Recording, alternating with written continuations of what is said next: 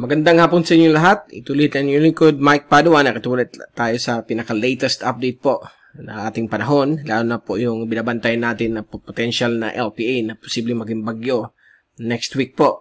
So, ito po yung ating Tagalog version para sa yung araw na ito ng Biyernes hanggang Lunes, Nobyembre 12 hanggang 15, 2021. At ito po ay pinaglilingkod sa inyo ng Typhoon 2000. Now, umpisa natin ang update. Ito muna yung GovSat. Simulan ng ako na ito ng Biyernes hanggang bukas Sabado na natili pa rin yung hanging amihan dito sa may dulong Hilagang Luzon. Magbibigay po ito ng mga pabugso-bugsong ulan lalo sa may Batanes at Cagayan Valley.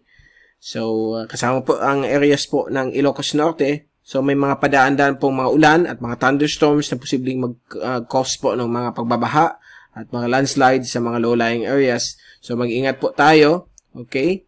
Dahil po medyo mapanganib po ito sa mga kababayan natin sa mga flood-prone areas at landslide-prone areas ng Cagayan Valley.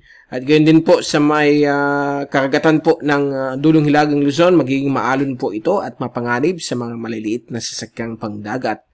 At dito naman po sa may Calabarzon, Metro Manila, Bicol Region, area po ng Mindoro, Marinduque, Romblon, Calamian Group, Visayas, ay umiiral po na yun ang hangin mula sa silangan, yung hangin silanganin.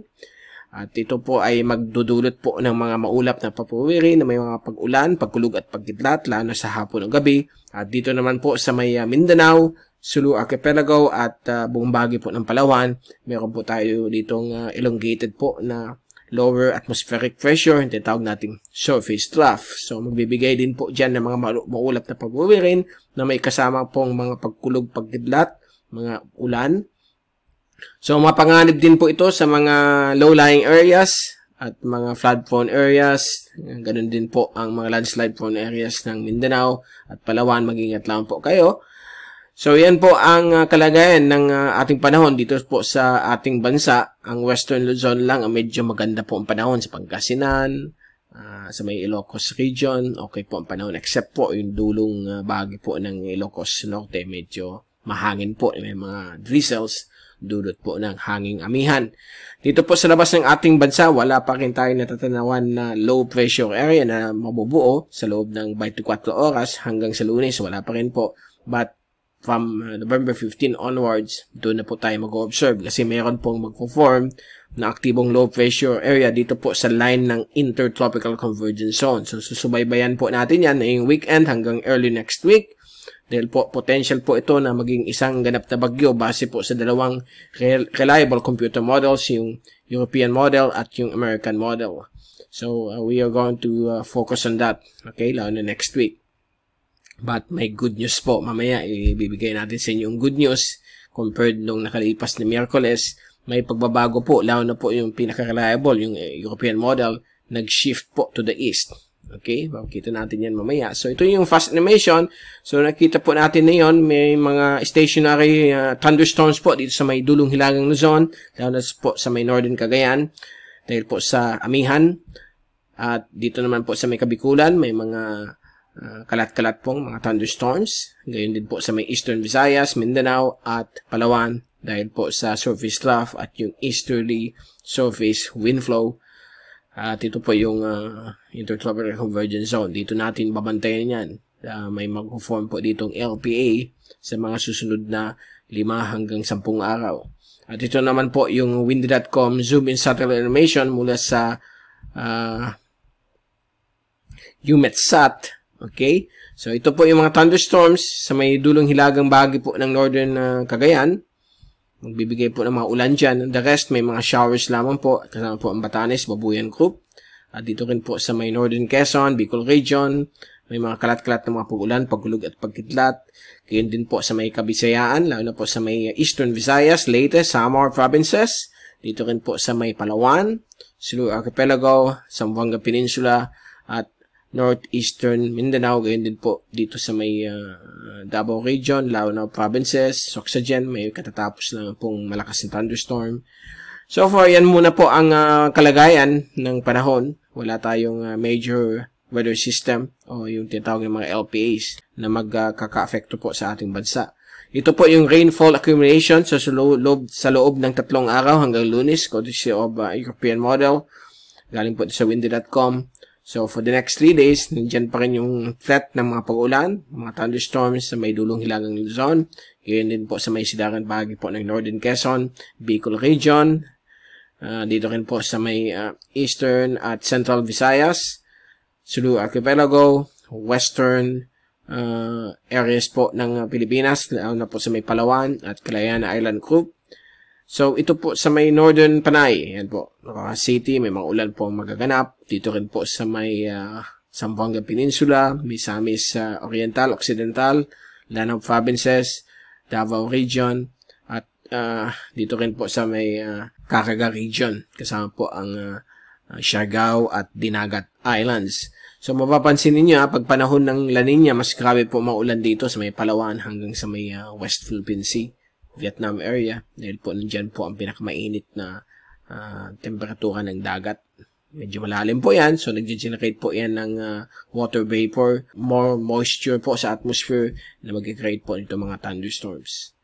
Okay, so yan po ang intertropical convergence zone dito sa may east ng Pilipinas. So yan ang babantayin po natin. Now, punta na natin yung mga computer models. Ito yung titingnan natin ngayon. Ang good news po, ang LPA na posibleng maging bagyo base sa European model. Unahin natin yung European model. Okay, ay pinapakita po na yung, nung last Wednesday, malapit po yun sa summer at Eastern Bicol. But ang latest na yon, so, gagalawin natin. Sa Lunes, magiging surface trough po siya. Martes, magiging aktibong LPA po siya. Southwest of Guam. Miyerkules po, November 17, ayan na po. Aktibong LPA, posibleng papasok na po sa Philippine Air Responsibility. 1,000 kilometers east of Bicol, medyo malayo.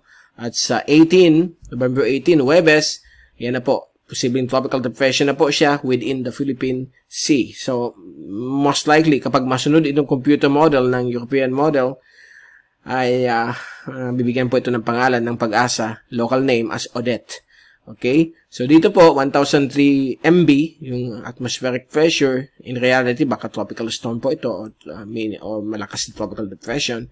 And on November 19, Biyernes, medyo magno-northwest po siya slowly. So, medyo mabagal po siya at posibleng maging tropical storm na po siya at mag-interact po siya sa dumadaan pong o nagpo-form na isang frontal system po dito sa may south of Japan o east of Okinawa.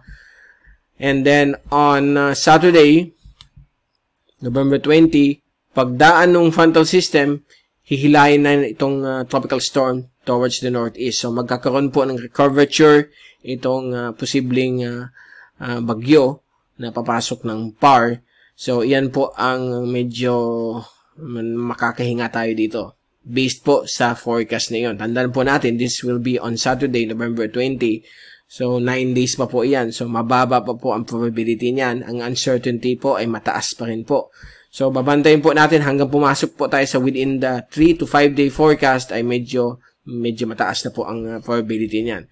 So, yan po ang kalagayan po niyan. At sa Sunday, November 21, on next Sunday, hindi na yung Sunday, okay? Next Sunday, November 21, unti-unti na po itong lalayo patungo po sa may open waters po ng Northwest Pacific.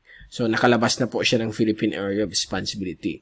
So, yan po ang good news po sa European model. Alam natin, European model, magaling po yan sa mga forecast, sa mga tropical cyclones.